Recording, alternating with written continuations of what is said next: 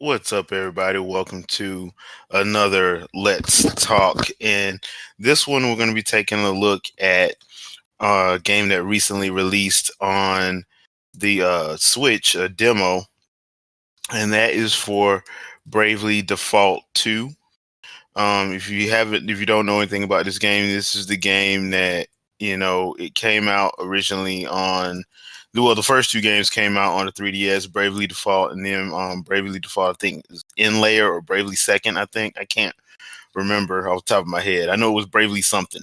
So it's one of those games that came out then, and it's a turn-based game from Square Enix, and it's one of those games where they have like a unique kind of play style. So uh they actually did one for the Switch, the second one, the actual second one, the Bravely Default 2. So here I want to give like my little impressions of what I've done, of what I've played of it so far. It's actually a lot of fun. It's a free demo, so it's available on the eShop if you want to go and pick it up. So let's take a look at it. So the first thing that I liked about it, I have to say, is the visuals. That's the first thing you're going to notice about this game is the visuals. And you got to give it to Square Enix. They know how to make a game look easy on the eyes, depending on the art style and whatnot. And this is going to be probably one of those games that everybody says this is what they wanted Octopath Traveler to be.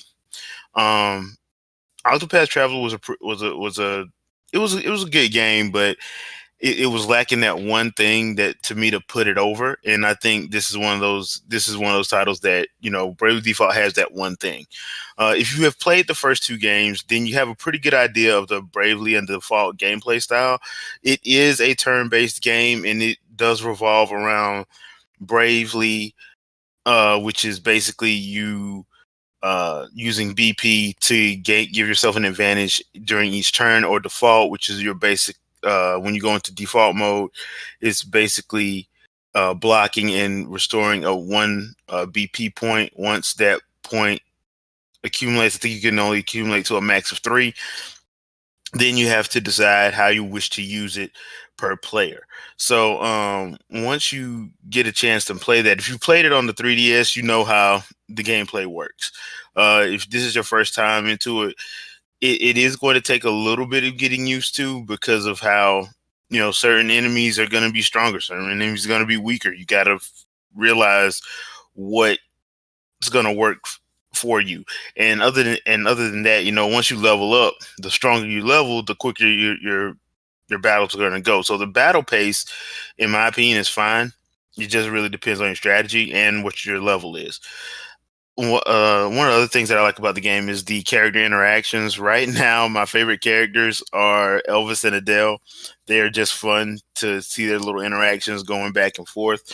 Elvis is your black mage, and he's just hilarious. I like the stuff they write for him. He's Irish. He has like an Irish kind of accent, Irish slash Scottish accent. I can't tell which. Can't put my finger on which one in particular, but he also has a drinking problem. So I just find his interactions to be hilarious. So yeah, but I think all the character interactions are good. I love the voice acting. The dialogue isn't terribly bad. One character does sound like a Renaissance Fair actress, but I understand why that happens. I think in all of these Bravely Default games, there's somebody that sounds like that. So that's one of those other things. The menus are easy to navigate, and the only reason why I bring this up is because sometimes when we play these JRPGs, sometimes their menu system is, for lack of a better word, trash. This one is pretty easy to navigate everything. You can find everything easy, and it's just easy to use. And I for one appreciate that. Overall, I feel the demo is challenging, but it's not frustrating. Um, there is there are going to be some times where you have to take on something in the situation, enemies in the situation in which it's not going to be advantageous to you, and that's just the roll of the dice. But I don't think it's like unbearably frustrating or the gameplay is broken. I don't think it's anything like that. I just think it's one of those games that is challenging in but not frustrating, and it's one of those games where, well, the demo at least. I guess they're trying to gauge uh, the player veracity, I guess you could say. But this is one of those situations where it's not.